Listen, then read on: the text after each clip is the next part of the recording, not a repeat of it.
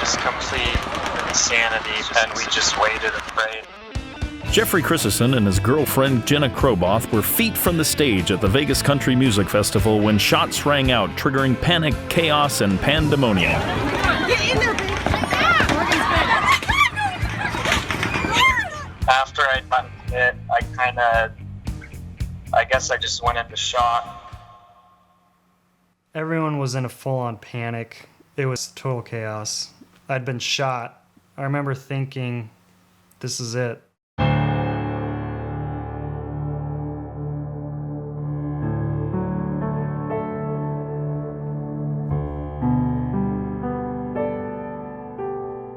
We went to Vegas for the Route 91 Harvest Festival. It's a 3-day country festival. Mm-hmm.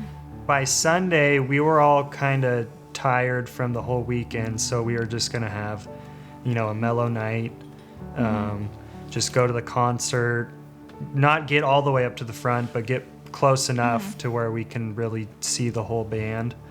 Jason Aldean came on, and we went through a few songs, and that's when everything started happening. Jeff was directly behind me, and it was like me and my mom were really short, so we were right in the front. And we heard, it sounded like maybe like 2 pops or so. Mm-hmm. And so my first thought was it was a firework. And so I'm like, we're at a concert, it's the last night, maybe they're doing fireworks, we're in Vegas, I don't know. So I'm looking around, kind of like, where was it?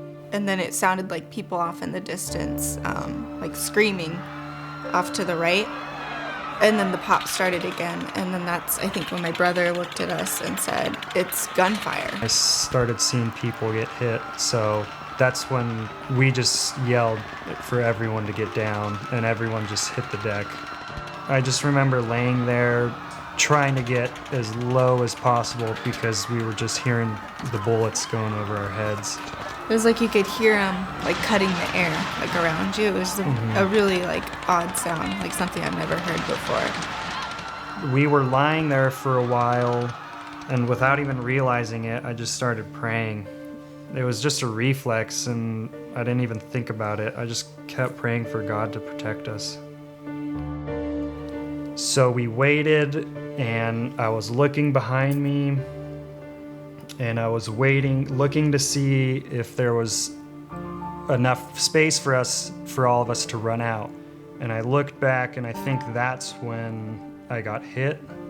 And it didn't really register at first because I thought, oh, that didn't hurt that bad. But I was thinking, okay, maybe a bullet hit next to us and a pebble came and hit me in the neck.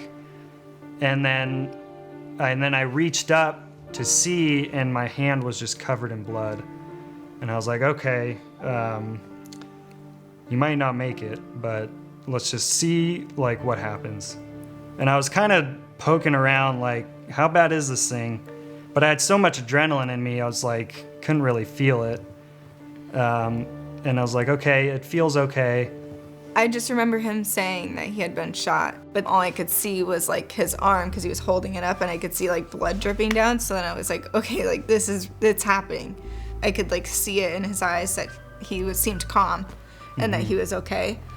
So it kind of helped me a little bit be like, okay, like we can get up and run.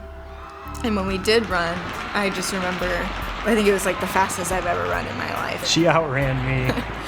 It was just kind of like everybody was just running in chaos, and then we were behind the it was like a pop-up tent kind of thing. It was like tables. a big canvas tent that was maybe 15 feet high.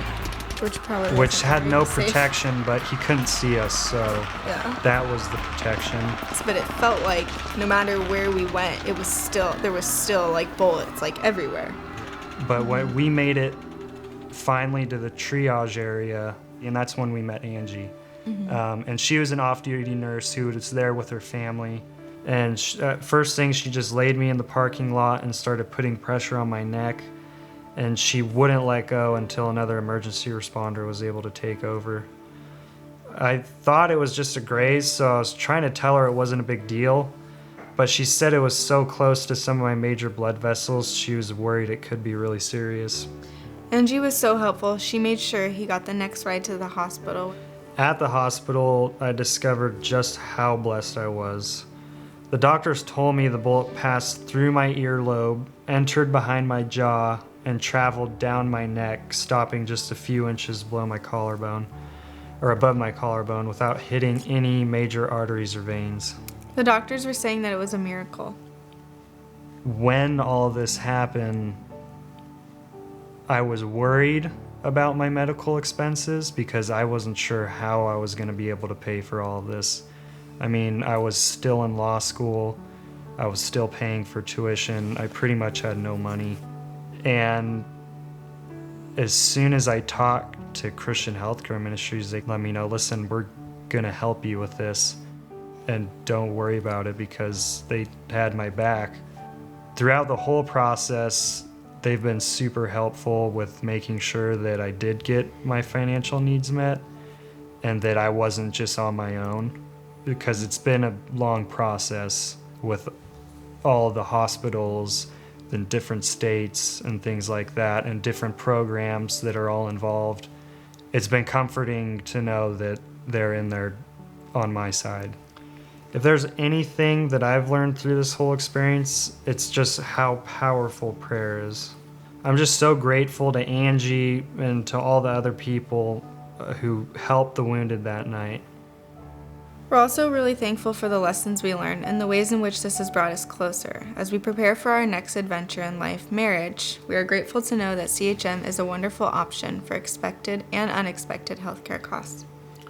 I'm just really thankful for all the people who prayed for me all across the country. Today, I'm completely recovered physically. I have full motion in my neck. I got the bullet taken out, and since then I've had a few other medical expenses come up.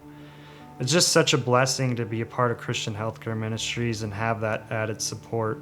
Even though most of my medical bills were paid through a victims fund, I still had over $11,000 that CHM members shared. I'm just so grateful for them meeting my financial needs. It's been one less thing to worry about as I recover psychologically from this traumatic experience. And I hope someday it'll be just a distant memory. I can't express how eternally grateful to God I am for this second chance at life.